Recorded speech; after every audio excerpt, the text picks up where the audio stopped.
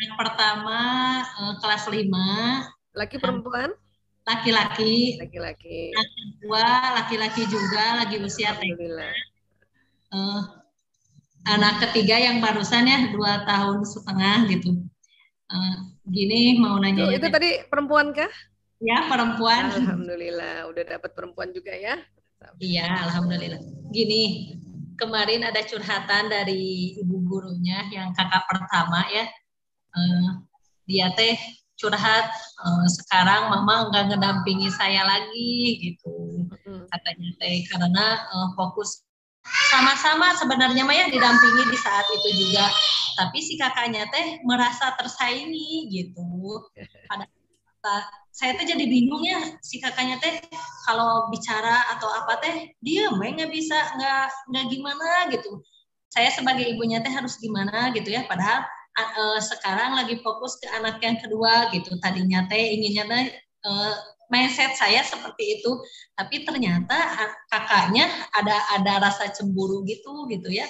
Itu yang pertama. Yang kedua, ketika minta bantuan ke suami ya, seolah istilah Sundanya mas sigah anu hare gitunya, sigah anu hare. Dari tadi saya menyimak teh, apakah emang sudah kuota berbicaranya tuh udah nggak ada gitu ya, mungkin karena malam tuh sudah nggak ada atau gimana, sampai si anak tuh bilang gini, nggak mau belajar sama ayah karena ayah mah gitu belajarnya beda gitu, padahal tadinya inginnya mah satu-satu gitu ya, tapi tetap anaknya nggak mau gitu. Nah, cara saya komunikasi ke ayahnya tuh gimana gitu ya, biar enak ke anak-anak enak, ke saya enak gitu ya. Nah itu teh harus gimana gitu mengkomunikasikan dengan suami saya. Itu aja Bu. Iya, Bu Regina. Kapan Bu Regina tahu kalau perempuan kalau ngomong per hari 20.000, laki-laki 7.000? Kapan taunya? Baru hari ini. Baru hari ini ya. Iya, justru makanya saya tanya kapan taunya ya. Nah, hari ini mau. Ya. Nah, nanti nih akan terasa beda. Setelah tahu bahwa oh laki-laki ngomongnya sedikit, maka langsung tadi terbayang pantesan kan gitu ya. Bapaknya teh kalau ngajarin anak cuman kan gitu ya. Nah, jadi itulah yang disebut perbedaan gaya pendidikan atau pendampingan pendidikan ayah dan ibu. Ibu karena stok kata-katanya banyak, sehingga kalau anak nanya kita bisa jelaskan karena kata-kata kita banyak ya kan. Bunda, ceritain tentang Nabi Muhammad waktu lahir apa yang terjadi gitu kan, kita jelasin. Gitu. Coba tanya sama ayah, ayah ceritain tentang Nabi Muhammad, gimana lahirnya, kata ayahnya, coba buka Google aja nak, cari sendiri. Itulah gaya pendidikan ayah. Jadi bukan suaminya Bu Regina aja yang begitu. Suami saya juga gitu, ya. Pokoknya rata-rata bapak-bapak, apalagi yang dari pagi sampai sore sudah bekerja di luar rumah, sehingga ya dia kuota omongannya tinggal sedikit, gitu. Jadi kita maklumi aja. Nah, adapun kalau anak cerita ya, waktu anak saya bilang sama saya, kok kalau ayah ngajar cuma gitu doang ya Bu, suruh kita yang malah baca, ya ayah malah yang dengerin. Terus saya cerita tentang ini. Ya, nak, ada penelitian, ternyata otak bicaranya laki-laki cuman kiri, kita perempuan kiri kanan. Saya cerita gitu. Sehingga anak-anak malah ngerti, oh iya ya, kalau bapak-bapak atau laki-laki ngomongnya dikit ya Bu ya. Iya, udah ditemenin belajar aja udah syukur nak, gitu. Ya, ayahmu temenin, atau saya misalnya ya, ditemenin suami, walaupun suami cuma lihat gadget aja, saya ditemenin, misalnya saya lagi bikin tugas, dia temenin duduk, walaupun dia lihat gadget, itu saya udah syukur banget. Kenapa? Karena memang udah ditemenin aja udah syukur, ya. Dan saya juga harus ingat bahwa apa yang kita syukuri nanti Allah akan tambahkan nikmat. Enggak diajak ngomong, orang udah malam, saya kadang tadi malam aja bikin ada tugas jam 11 malam, saya masih nulis-nulis, suami saya nemenin aja, dia nggak ngomong nggak apa. Cuman karena saya juga harus nulis, kan dia nggak akan dengar saya ngomong, maka dia ya buka iPad-nya, dia liatin IG-nya orang masing-masing, tapi dia nemenin saya gitu. Ya, Nah, ini yang harus kita pahami sehingga kita nggak kesel, nggak marah, ya. Jadi syukur banget kalau suami ini tadi bahas suami dulu langsung. Adapun anak-anak, jadi gini Bu Regina, ini kalau kita lagi anaknya masih kecil-kecil emang heboh banget, heboh banget, ya. Untung Allah kasih otak perempuan di tengahnya tebal, di tengah kita nih tebal, sehingga kita bisa mengerjakan lebih dari satu pekerjaan dalam satu waktu. Jadi perempuan ini sudahlah ngomongnya 20.000 bisa mengerjakan lebih dari satu pekerjaan dalam satu waktu karena otaknya perempuan. Ya.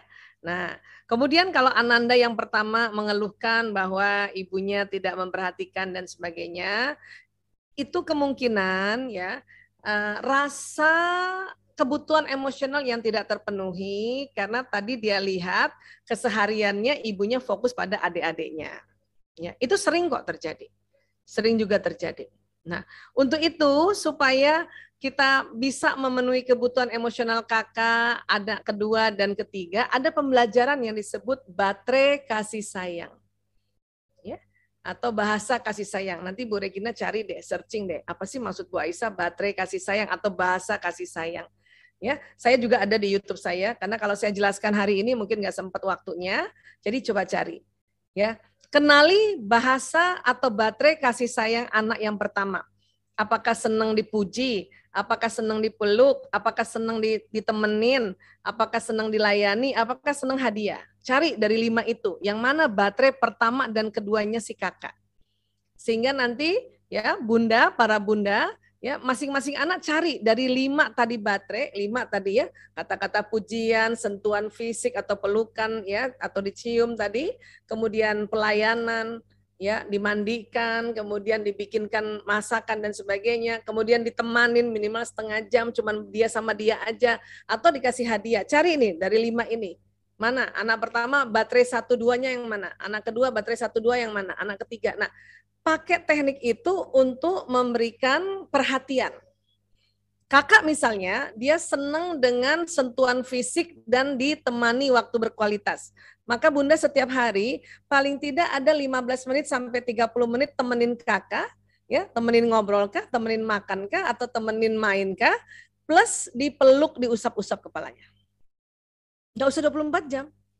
Mungkin 15 menit, paling lama 30 menit. Itu dia terpenuhi kebutuhannya. Ya, anak kedua yang mana? Pelayanan kah atau kata-kata pujian? Yang mana dari 2 itu? Itu dilakukan. Nah, anak ketiga karena baru 2 tahun setengah, maka kalau yang 2 tahun setengah ini, pokoknya dari 0 hari sampai usia 4 tahunan, itu harus 5-5-nya tadi. Dipeluk juga, dipuji juga, dilayanin juga, ditemenin juga, dan juga dikasih hadiah, walaupun hadiahnya itu nggak beli. Misalnya Bunda bikin bubur susu, ya, bubur susu buat adik, puding buat adik, itu dilakukan setiap hari.